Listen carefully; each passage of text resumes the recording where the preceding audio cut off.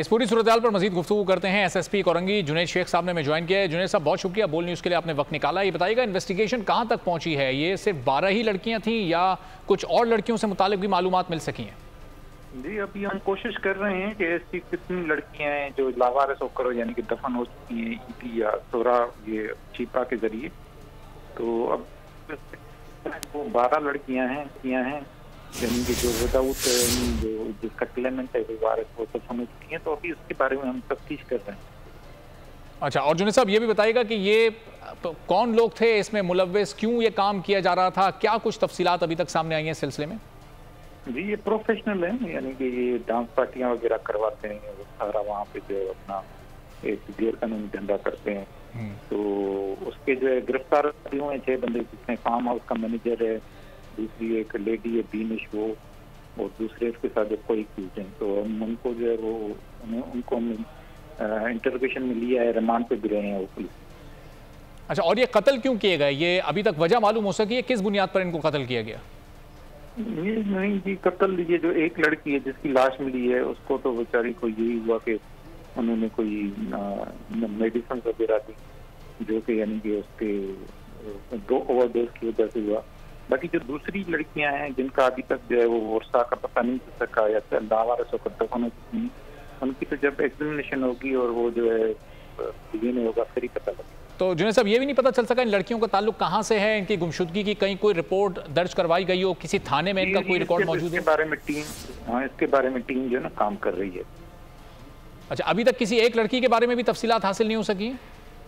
जी, असल में क्या है कि इनको काफी अर्सा हो गया है और उनको जो है वो दोबारा उनकी जो पेरेंटेज है या दूसरा है वो डिटरमिन करने में टाइम लगता है। साइंटिफिक प्रोसीजर है डीएनए का रिजल्ट जब तक नहीं आता तब तक हम कुछ नहीं कह। और जुनैद साहब, जो अभी जिन लोगों को पकड़ा गया है वो किसी नेटवर्क का हिस्सा हैं, उनके बारे में क्या मालूमात हासिल हो सकी हैं? कब से ये काम चल रहा था?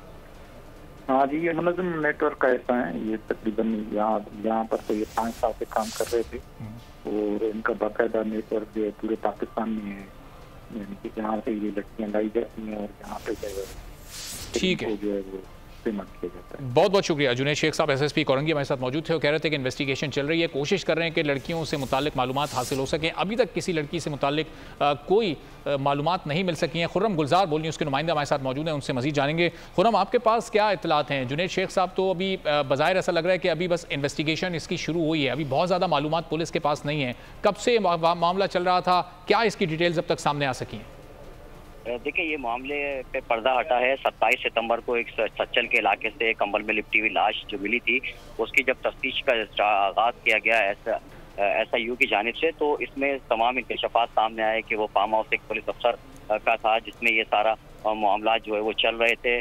उस लड़की की शनाख्त तो नहीं हो सकी, लेकिन पता चला कि वो नशे और गोलियां जो है वो उसकी ज्यादती की वजह से उसकी मौत वाक़ई हुई। इसकी तफ्तीश शुरू हुई, इसमें गिरफ्तारियां भी हुई और इंकशाफात भी सामने आए कि सरकारी अफसरान की सरपरस्ती में शहर के अंदर फार्म हाउस पे जो है वो डांस पार्टियां का इनेकाद किया जाता है। इस तक कबल भी 24 जून को एक वाकया रिपोर्ट हुआ था जिसमें जिला अस्पताल में एक लड़की की लाश को छोड़ के जाने का वाकया था।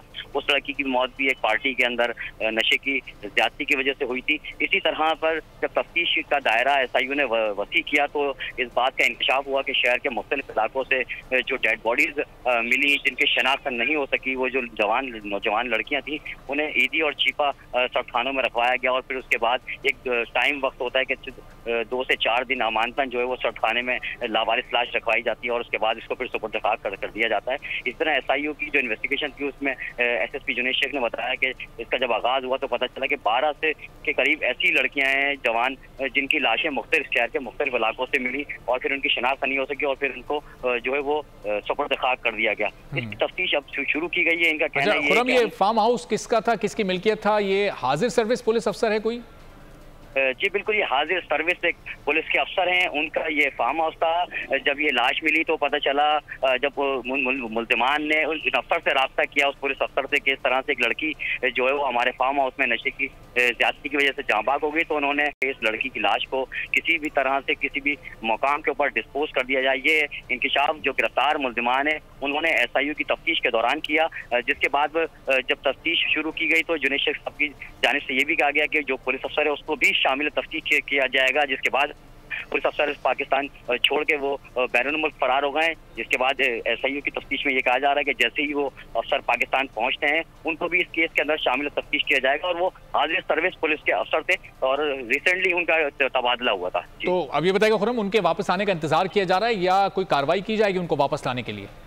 जी, SIU की जानिब से अभी इस बात का इंतजार किया जा रहा है क्योंकि केस में मजीद जो है वो तफ्तीश की जा रही है और इसी दौरान अफसर जैसे ही यहाँ पाकिस्तान पहुंचे तो उनको फौरी तौर पर केस में शामिल तफ्तीश किया जाएगा क्योंकि मुल्ज़िमान के बयानात की रोशनी में इस बात को मद्देनजर रखा जाएगा कि उन्होंने इस अफसर का नाम लिया है। साथ ही SSP SIU की जानिब से जो इन्वेस्टिगेशन की गई उसमें जियो फेंसिंग भी की गई थी जिसमें वो मोबाइल नंबर बहुत सारे जो है वो सामने आए थे। इन सबको मद्देनजर रखते हुए इन्वेस्टिगेशन जो है वो की जा रही है। साथ ही जो 12 लड़कियों के बारे में जो इंकशाफ हुआ है उस हवाले से भी जो है वो तहकीकात का दायरा SIU की जानिब से वसी कर दिया गया है। तो खुर्रम ये भी बताएगा कि जो बयानात इस वक्त आए हैं गिरफ्तार मुल्ज़िमान के, उन्होंने एक हाजिर सर्विस पुलिस अफसर से मुतालिक बात की है, क्या उनकी जेर सरपरस्ती ही ये सब चल रहा था? बयानात में ये एतराफ़ किया गया?